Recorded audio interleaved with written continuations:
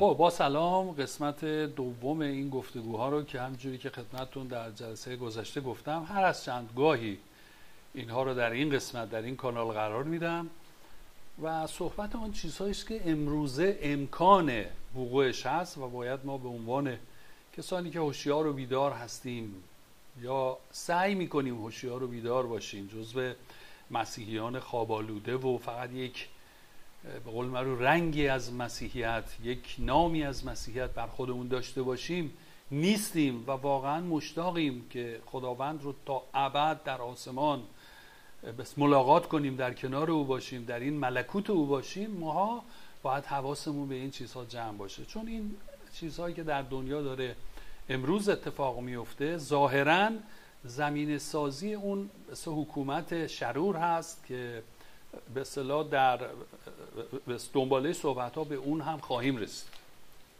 خب همینجوری که قبلا گفتم تا آیه 5 رو خوندیم، الان شروع میکنم. انجیل متی باب 24 از آیه 6 تا آیه 8. و جنگ ها و اخبار جنگ ها را خواهید شنید، زنهار مضطرب مشوید، زیرا که وقوع این همه لازم است، لکن انتها هنوز نیست. زیرا قومی با قومی و مملکتی با مملکتی مقاومت خواهند نمود و قحطی ها و وباها و زلزله ها در جایها پدید آید، اما همه اینها آغاز دردهای زه است. خداوند شکرگزاریم برای این کلام زنده. باز همه ما شاگردان کنار پاهای تو هستیم خداوند، با کمال فروتنی و خواهش میکنیم به نام مسیح با حضورت با لمس روح القدس برای قلب‌های مشتاق ما این کلام رو باز بفرما. به ضعف‌های ما هم خداوند در قوت خودت حرکت کن و ضعف‌های ما رو با توان و توانایی خودت خداوند پر بفرما. به نام مسیح آمین. جنگ ها و اخبار جنگ ها را خواهید شنید. و کمی پایین تر هم خداوند میگه زیرا قومی با قومی و مملکتی با مملکتی مقاومت خواهند نمود. فراموش نکنیم که حدود 2000 سال پیش که عیسی مسیح این صحبت ها رو داره با شاگردانش میکنه، خبرها خیلی سریع پخش نمیشده، اصلا خیلی وقتا اصلا پخش نمیشده اگر دور بوده. و الان هستش که ما این توانایی رو داریم که اگر مملکتی یا کشوری با کشور دیگه جنگ بکنه یا قومی با قومی جنگ بکنه، همون لحظه ما خبرهاش رو دریافت میکنیم، میشنویم. به قول معروف تو رادیو هست، تلویزیون هست، تو اینترنت هست.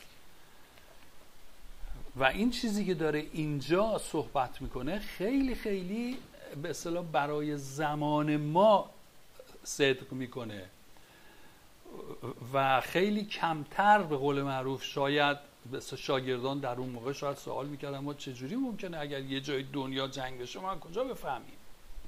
اما خداوند اینجا به ما میگه که این خبرها رو میشنوید، این خبرها به گوشتون میرسه و این خبرها مثلا سال بعد به گوشمون نمیرسه یا ماه بعد به گوشمون نمیرسه. این خبرها وقتی میرسه که این جنگ ها در شرف انجامه و به همین دلیل هم خداوند میگه که چی؟ مضطرب نباشید. چیزی که قبلا انجام شده تموم شده، مثلا سال بعد خبرش به ما برسه که باعث به اصطلاح به قول معروف ترس و اضطراب نمیشه که یه چیزی بوده تموم شده.